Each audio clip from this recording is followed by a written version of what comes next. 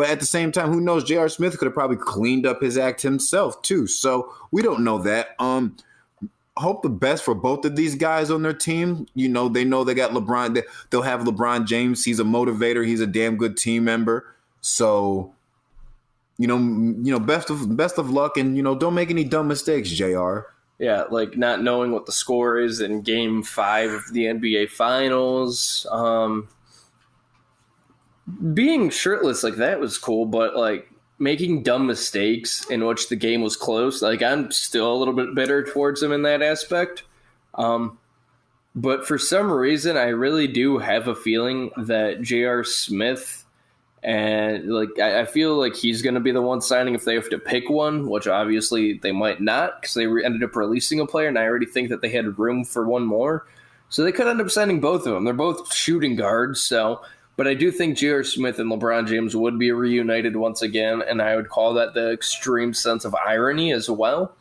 But I guess moving on to our last topic regarding the NBA, Pat McAfee, he used to be an Indianapolis Colts punter. He's part-time doing WWE shit. He's doing XFL stuff.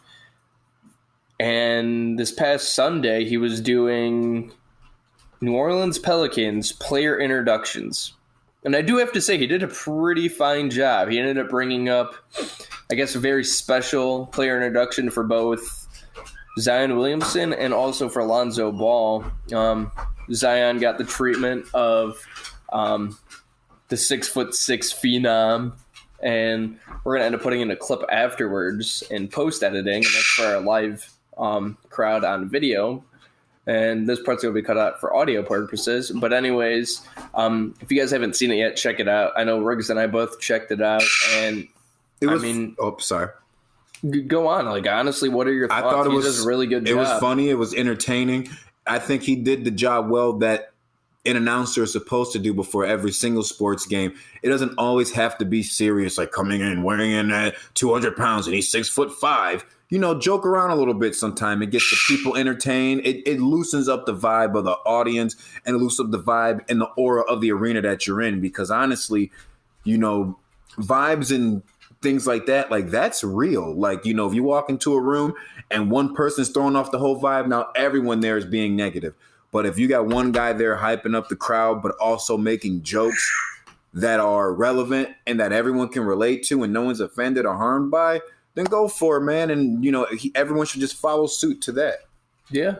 I think you said it best. And also, too, like, he's like a former Colts punter, but now he's becoming more and more of an entertainer and a broadcaster.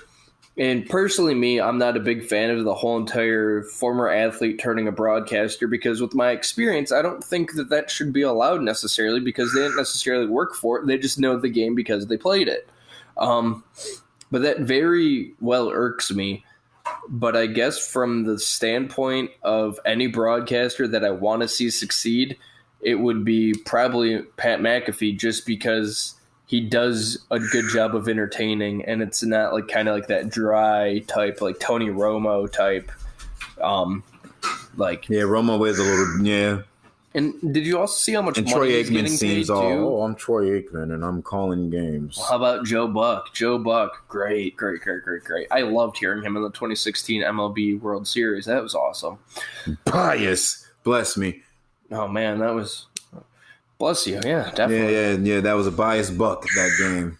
That whole entire series, dealing with it as a Cleveland fan, in which went 7 games. So 1 wasn't good enough, 2 wasn't good enough, 3 wasn't good enough, not 4, not 5, not 6, but 7, to quote LeBron James. Once again with another quote. Moving on, though, to XFL,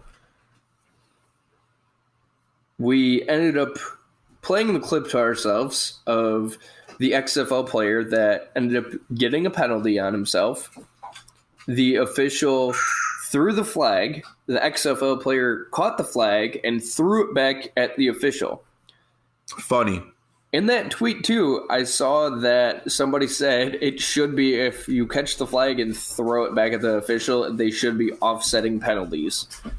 Which honestly, in a way, it should be. Like that should be offsetting penalties because how often do you see it in the NFL? Like that's very rare that happens.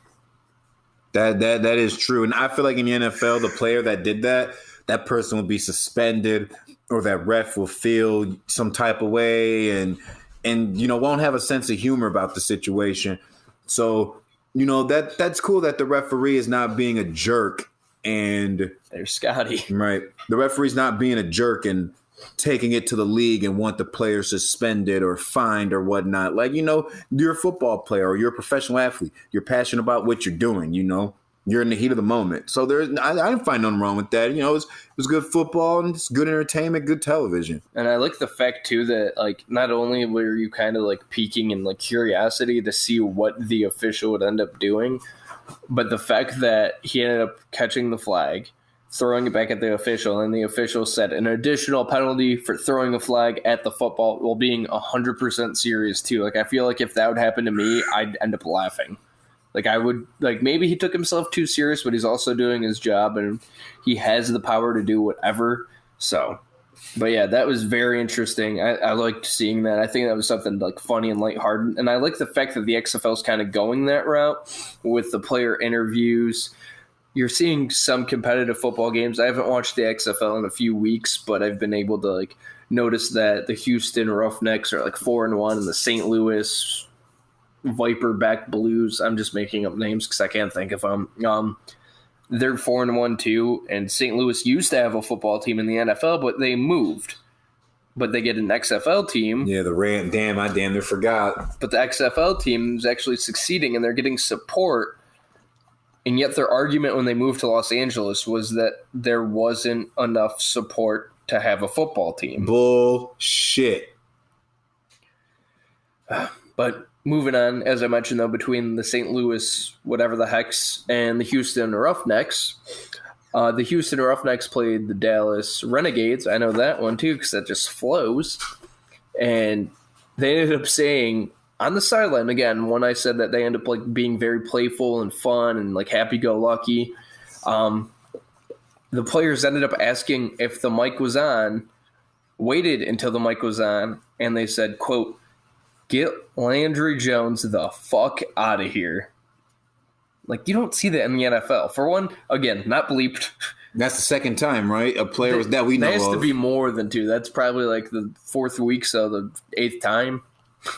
You ended up having literally the commentator saying that, oh, they're having fun, they're enjoying themselves. You could hear as you listen in, like, you just covered that up.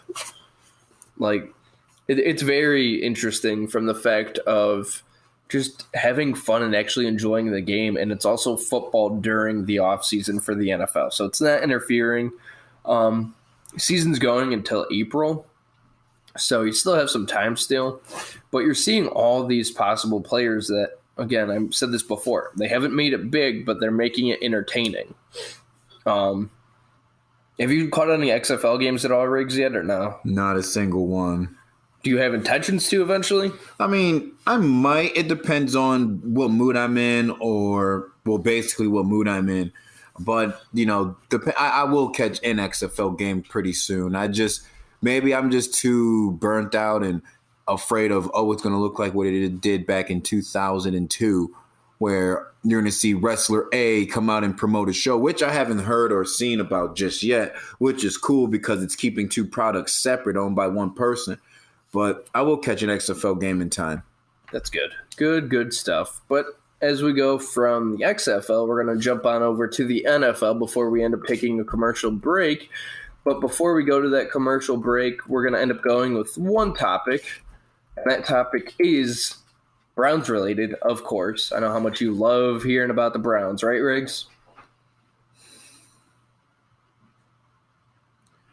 All right, so the Cleveland Browns let Joe Sherbert become Sherbert, whatever his name is. Ice cream you eat. Let him become a free agent. They let the man walk. The man was playing phenomenal.